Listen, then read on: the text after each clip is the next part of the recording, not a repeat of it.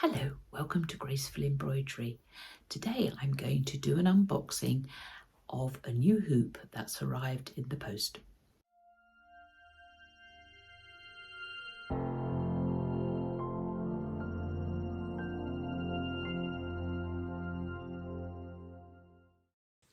This is the Quilter's metal hoop. Now I've always enjoyed using my 200 by 200 hoop. It was my favourite hoop. That is until they brought out a 260 by 260 hoop. But let's see here what's in the box. Now, as I said in the introduction, this can be used on both Epics and also on equivalent FAF machines. Right, we have the user's instructions and quite detailed instructions there, which will be useful. Sure, I'll need them. These are the 4 magnets. I already have some metal hoops and I did order more magnets, and I keep them on the side so I can always find them. I keep them on the side of my metal trolley. So we have 4 metal magnets, and here is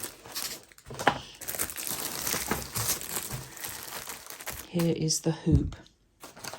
And we also have a guide. I must confess, I'm not a great one for using these guides, but anyway.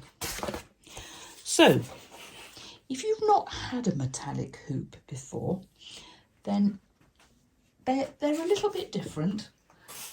On first reflection, you look at them and you think, oh, you know, it's only one piece.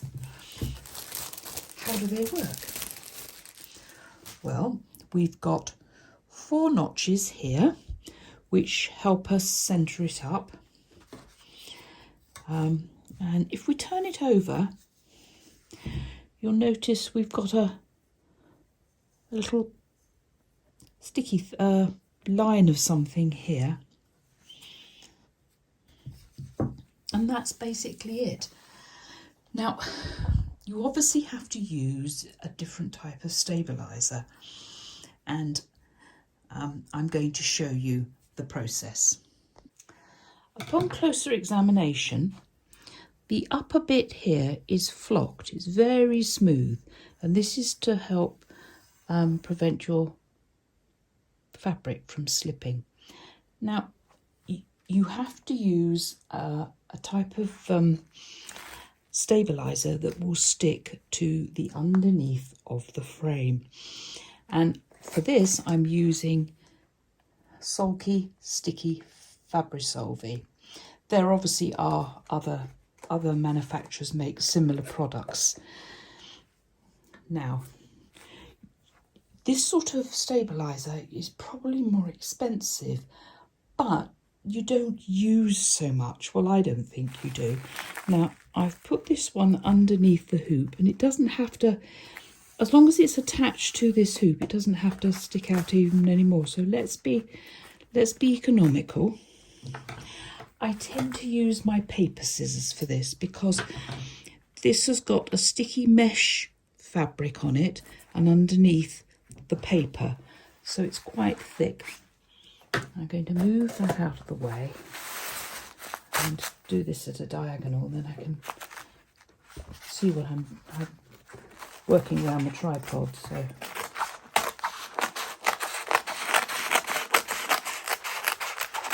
now this particular stabiliser comes on rolls, but it also comes as sheets.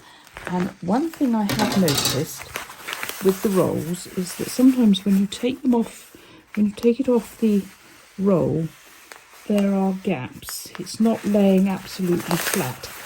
So what I tend to do, I put that on the end there to hold it down, and I very carefully lift up the mesh, which is sticky, and then I let it back down again, making sure that it's absolutely flat. Now this sort of stabiliser can also be printed on, and I've never actually printed on it, but I've heard people say that the rolls aren't very good, the flat sheets are better for that. So there's our piece of stabiliser cut. I had to remind myself how to do this because it's a little while since I've used some of my other metallic hoops. This is upside down, as you can see by the arm there, and you peel off the tacky stabiliser and lay it on the frame. Let's try and get that flat. There we are. Start up there.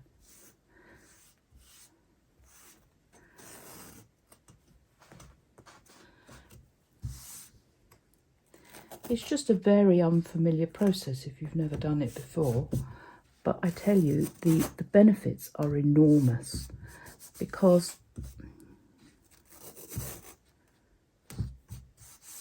right, we turn that over, and here's your hoop with already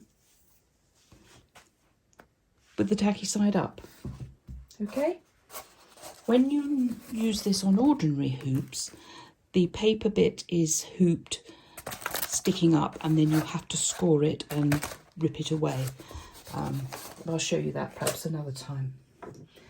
Now, the next thing to do is to put the layers of the quilt block on here, on this flocked surface, and then they're held in place by these magnets that jump about all over the place. Oh, there's 8 magnets in here. Whoops, oh, they're alive. It's like those jumping beans that I used to have as a child. Right, so they're all ready. They want to get on already. Oh, this is fun. Right, stop it. Down, I should say to the dog. I'm going to go and get my wadding and my fabric and lay them on here to do my quilt block.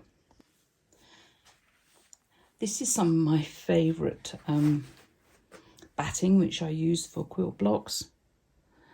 Whoops, I've got fluff on there. Obviously anything will stick to there. This is my Floriani batting, embroidery batting, which I cannot get anymore. So I'm going to place that on the hoop. Now, I haven't considered whether I can do this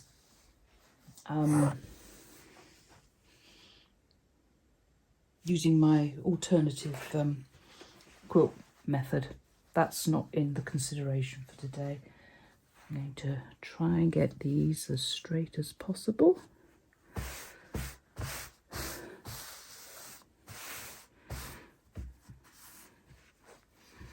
think I'll lift that up a bit. Now, reading the instructions, it actually says that, I'll quote, when you cannot use water-soluble stabiliser and you do not want residual from stabiliser on the backside on a quilt or sturdy fabrics, you can embroider without any stabiliser. Fix the fabric to the hoop with the magnets. So perhaps we ought to stitch this out this way and then stitch it out again. When embroidering without stabiliser, we recommend using as many as 8 magnets. I'm going to put them all on.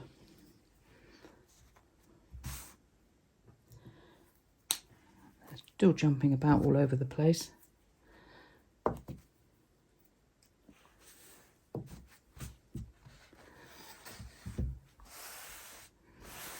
And it's the magnets that hold it in place.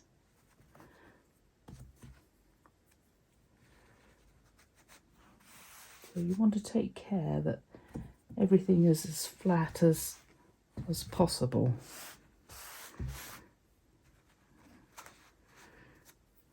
I've got this flapping over. Right.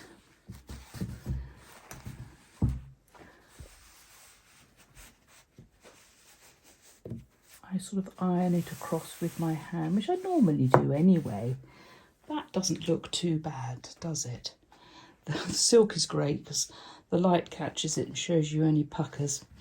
Now, for this particular stitch out, I've chosen this beautiful strawberry.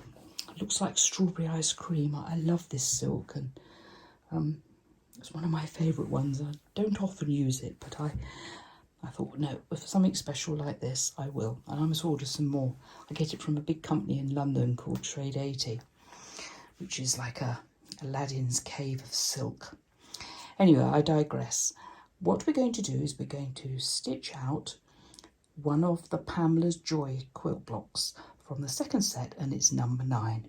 So I'm going to take this over to my Husqvarna 2. When I turned it on just now, I opened the design up in my Sewnet stitch editor, and I went to the machine and I thought, oh, hope it's had an update. Well, it has, because it's just been serviced. And there was my 200 by 200 metal hoop. So the hoop's all selected, and the design hopefully went from my computer to the embroidery design. Let's go and see what's happened. Here we are at my machine. As you can see, the design is here loaded in the screen, and I chose this one because it has one of the ribbons in it, just the one. And I haven't filmed for a little while, so I'm having to do this in stages and think what I'm doing. So I'm going to move the camera over to the side and attach the hoop. Right, let's press go. So the embroidery arm comes across. There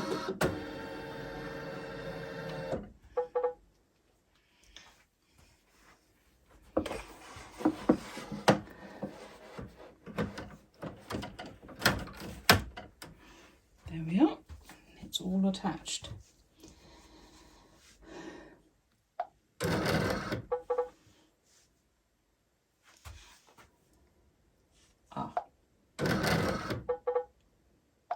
To take it off.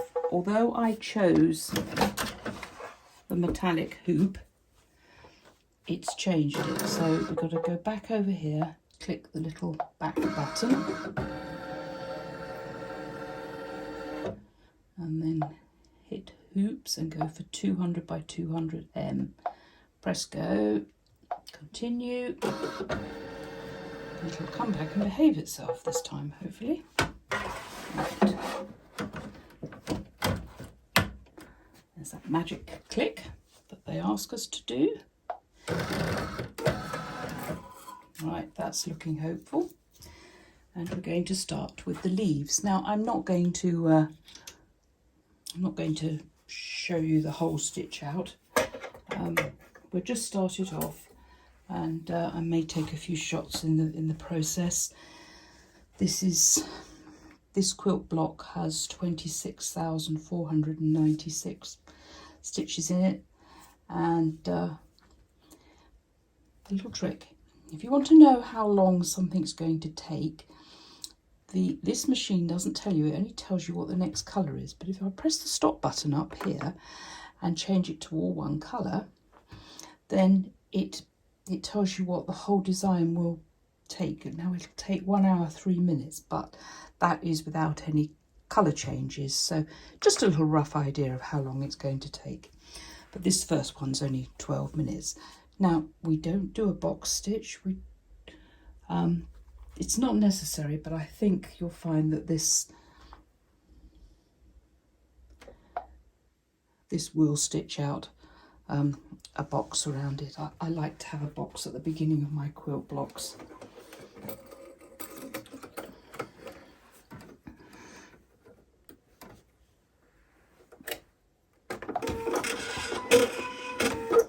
And let's see what happens.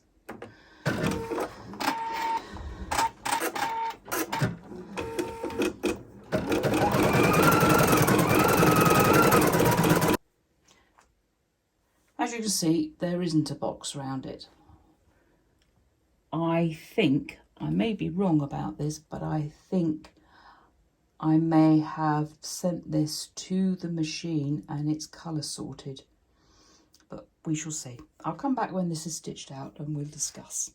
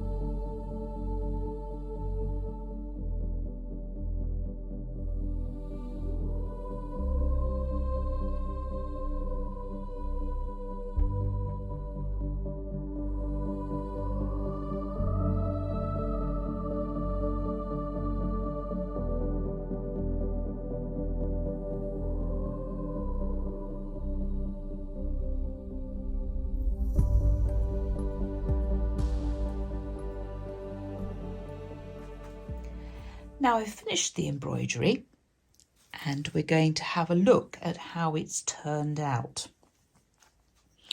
Overall, I'm quite pleased.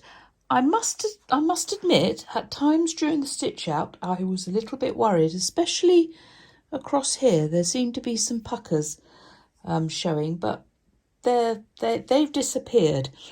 The only thing I would say about these magnets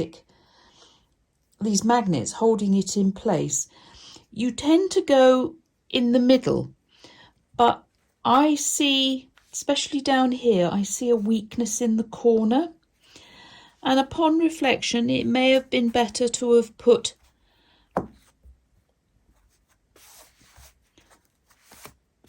I don't know, it's not perfect on this corner. Now that corner's perfect and that is, but I did notice halfway through the stitch out that this one was just a little bit too far in. So I think it's a case of getting it somewhere nice in the middle here that supports the corner as well as the edge. And I would also think, looking here, my batting perhaps wasn't quite big enough. It would have been good if the batting covered the hoop so that the magnet was covering the whole of it. I've done the outline on this quilt block. I didn't, as you remember at the beginning, I didn't do any outline alignment stitches, and perhaps these corners would have stitched out a little bit better if I had basted round to hold everything in place. But I just wanted to do it the simplest way and see how effective these magnets are at keeping everything under control. Certainly everything looks fine in the middle, and it's only these corners here which I'm not that happy with. But then if I turn it round, I can see that sometimes the light plays on silk, but no, there's definitely if you push, that one's not too bad, but this one is not perfect. There's definitely a little tiny little of a pucker there. So but overall it's good because it's simple. Let's have a look on the back. We can see that the sticky stabilizer is perfect. It's nice. It's all nice and flat, and I don't think it doesn't appear to have moved or anything. It can't really, because it's stuck down, isn't it? So what would you use this for? Well, obviously we used it for a quilt block.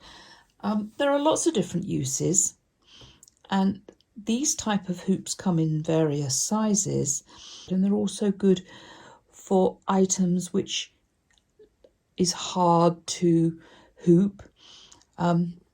I've actually used, not this hoop, but because this is the first time I've used it, but I've also used this type of hoop for embroidery on t-shirts around necklines.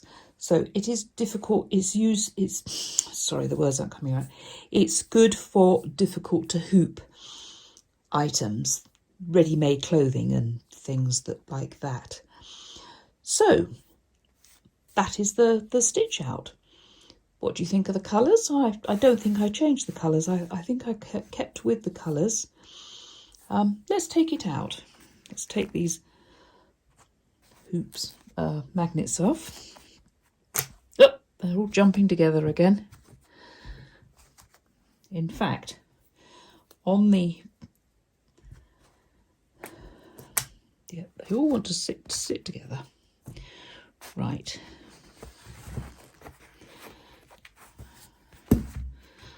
I think what I'll do,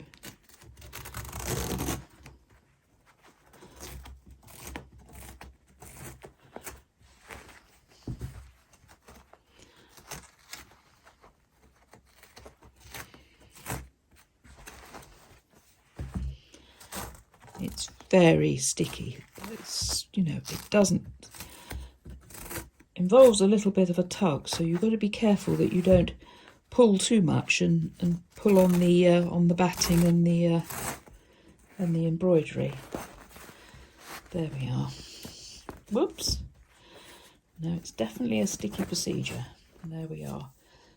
Now I would say my hoop is a little bit tacky now, which it wasn't beforehand.